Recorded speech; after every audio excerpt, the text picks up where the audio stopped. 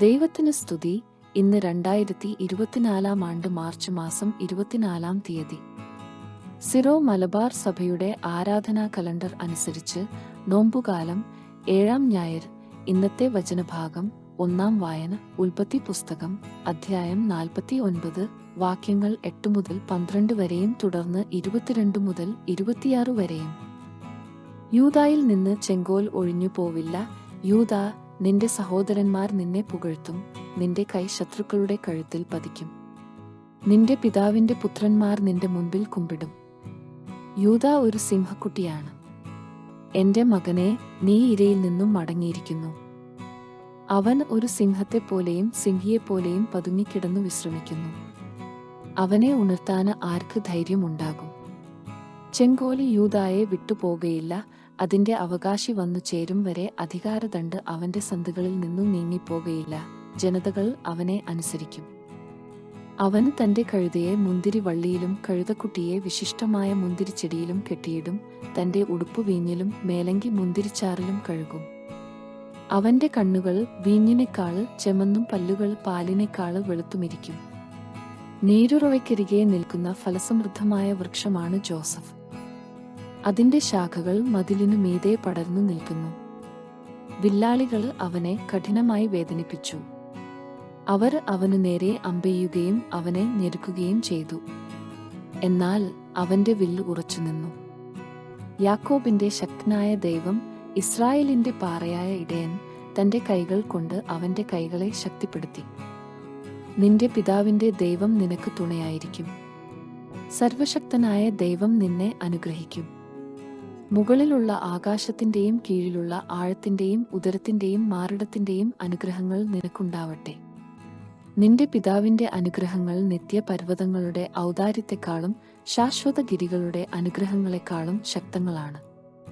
അവ ജോസഫിന്റെ ശിരസിൽ, തന്റെ സഹോദരരിൽ നിന്നു വേർപെട്ടിരുന്നവന്റെ മൂർധാവിൽ വർഷിക്കപ്പെടട്ടെ. ഇന്നത്തെ വചനഭാഗം. 2-ാം വായന സഖറിയയുടെ പുസ്തകം അധ്യായം 9, വാക്യങ്ങൾ 9 മുതൽ 12 വരെ. സമാധാന രാജാവ് സിയോനിലേക്ക്. സിയോൻ പുത്രി, അതിയായി ആനന്ദിക്കുക. ജെറുസലേം പുത്രി, ആർപ്പു വിളിക്കുക. ഇതാ, നിന്റെ രാജാവ് നിന്റെ അടുക്കലേക്ക് വരുന്നു. അവൻ പ്രതാപവാനും ജയശാലിയുമാണ്. അവൻ വിനയാന്വിതനായി കഴുതപ്പുറത്ത്, കഴുതക്കുട്ടിയുടെ പുറത്ത് കയറി വരുന്നു. ഞാൻ എഫ്രായിമിൽ നിന്നു രഥത്തെയും ജെറുസലേമിൽ നിന്നു പടക്കുതിരയും വിച്ഛേദിക്കും. പടവില്ല് ഞാൻ ഒടിക്കും. അവൻ ജനതകൾക്കു സമാധാനമരുളും. അവന്റെ ആധിപത്യം സമുദ്രം മുതൽ സമുദ്രം വരെയും നദി മുതൽ ഭൂമിയുടെ അറ്റം വരെയും ആയിരിക്കും. നീയുമായുള്ള എന്റെ ഉടമ്പടിയുടെ രക്തം നിമിത്തം പ്രവാസികളെ ഞാൻ ജലരഹിതമായ കുഴിയിൽ നിന്നു സ്വതന്ത്രരാക്കും. പ്രത്യാശയുടെ തടവുകാരെ, നിങ്ങളുടെ രക്ഷാദുർഗത്തിലേക്ക് മടങ്ങിപ്പോകുവിന്. നിങ്ങൾക്ക് ഇരട്ടി മടക്കിത്തരുമെന്നു ഞാൻ പ്രഖ്യാപിക്കുന്നു. ഇന്നത്തെ വചനഭാഗം. 3-ാം വായന വിശുദ്ധ പൗലോസ് ശ്ലീഹ റോമാക്കാർക്ക് എഴുതിയ ലേഖനം അധ്യായം 11, വാക്യങ്ങൾ 13 മുതൽ 24 വരെ.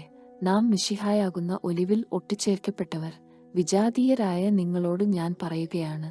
വിജാതീയരുടെ അപ്പസ്തോലൻ എന്ന നിലയ്ക്ക് എന്റെ ശുശ്രൂഷയെ ഞാൻ പ്രശംസിക്കുന്നു. അതുവഴി എന്റെ കൂട്ടരായ യഹൂദരെ അസൂയാകുലരാക്കാനും അങ്ങനെ അവരിൽ കുറെപ്പേരെയെങ്കിലും രക്ഷിക്കാനും എനിക്ക് ഇടയാകുമല്ലോ. എന്തുകൊണ്ടെന്നാൽ അവരുടെ തിരസ്കാരം ലോകത്തിന്റെ അനുരഞ്ജനമായെങ്കിൽ അവരുടെ സ്വീകാരം മൃതരിൽ നിന്നുള്ള ജീവനല്ലാതെ മറ്റെന്തായിരിക്കും? ധാന്യമാവിൽ നിന്ന് ആദ്യ ഫലമായി സമർപ്പിക്കപ്പെട്ടതു പരിശുദ്ധമെങ്കിൽ അതു മുഴുവൻ പരിശുദ്ധമാണ്. വേരു പരിശുദ്ധമെങ്കിൽ ശാഖകളും അങ്ങനെ തന്നെ. ഒലിവു മരത്തിന്റെ ശാഖകളിൽ ചിലതു മുറിച്ചു കളഞ്ഞിട്ട് കാട്ടൊലിവിന്റെ മുളയായി നിന്നെ അവിടെ ഒട്ടിക്കുകയും വേരിൽ നിന്നു വരുന്ന ജീവരസം നീ പങ്കുപറ്റുകയും ചെയ്യുന്നെങ്കിൽ നീ ആ ശാഖകളെക്കാള് വലിയവനാണ് എന്ന് അഭിമാനിക്കരുത്. അഭിമാനിക്കുന്നെങ്കിൽ നീ വേരിനെ താങ്ങുകയല്ല, വേര് നിന്നെ താങ്ങുകയാണ് എന്ന് ഓർത്തുകൊള്ളുക. എന്നെ ഒട്ടിച്ചു ചേർക്കേണ്ടതിനാണ് ശാഖകൾ മുറിക്കപ്പെട്ടത് എന്ന് നീ പറഞ്ഞേക്കാം. അതു ശരി തന്നെ. അവരുടെ അവിശ്വാസം നിമിത്തം അവർ വിച്ഛേദിക്കപ്പെട്ടു. എന്നാൽ നീ വിശ്വാസം വഴി ഉറച്ചു നിൽക്കുന്നു.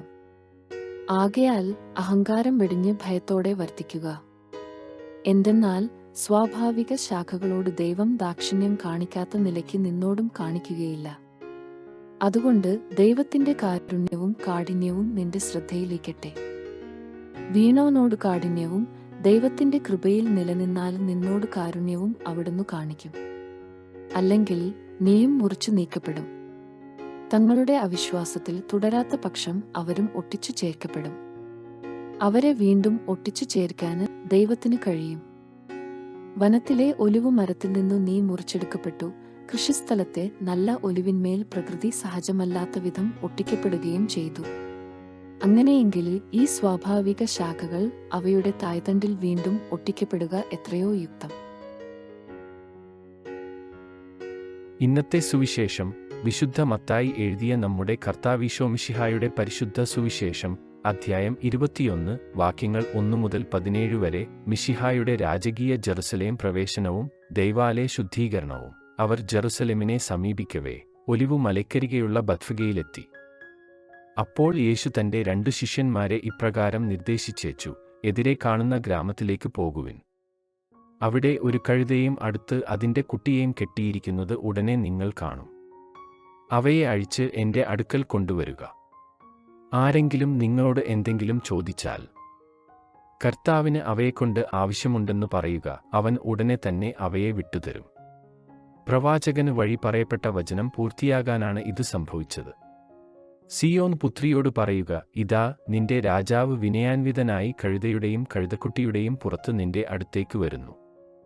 ശിഷ്യന്മാർ പോയി യേശു കൽപ്പിച്ചതുപോലെ ചെയ്തു.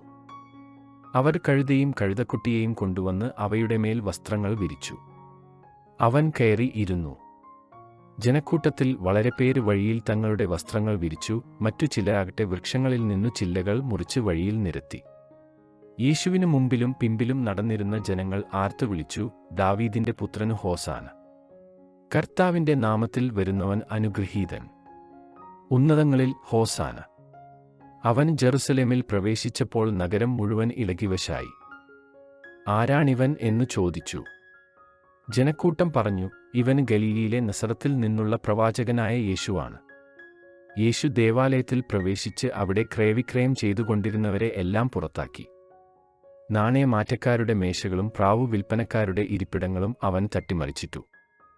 അവൻ അവരോട് പറഞ്ഞു, എന്റെ ഭവനം പ്രാർത്ഥനാലയം എന്ന് വിളിക്കപ്പെടും എന്ന് എഴുതപ്പെട്ടിരിക്കുന്നു. നിങ്ങളോ അത് കവർച്ചക്കാരുടെ ഗുഹയാക്കുന്നു.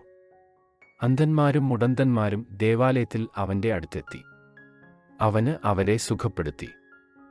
അവൻ ചെയ്ത വിസ്മയകരമായ പ്രവൃത്തികളെയും ദാവീദിന്റെ പുത്രന് ഹോസാന എന്ന് ഉദ്ഘോഷിച്ച് ദേവാലയത്തിൽ ആർപ്പു വിളിക്കുന്ന കുട്ടികളെയും കണ്ടപ്പോൾ പ്രധാന പുരോഹിതന്മാരും നിയമജ്ഞരും രോഷാകുലരായി. അവർ അവനോട് പറഞ്ഞു, ഇവരെന്താണ് പറയുന്നതെന്ന് നീ കേൾക്കുന്നില്ലേ? യേശു പ്രതിവചിച്ചു, ഉവ്വ്, ശിശുക്കളുടെയും മുലകുടിക്കുന്നവരുടെയും അധരങ്ങളിൽ നീ സ്തുതി ഒരുക്കി എന്ന് നിങ്ങൾ ഒരിക്കലും വായിച്ചിട്ടില്ലേ? അനന്തരം അവന് അവരെ വിട്ട് നഗരത്തിൽ നിന്ന് ബഥാനിയായിലേക്ക് പോയി അവിടെ താമസിച്ചു. ദൈവവചനമാണ് നമ്മൾ ശ്രവിച്ചത്. നമ്മുടെ കർത്താവായ മിശിഹായ്ക്ക് സ്തുതി.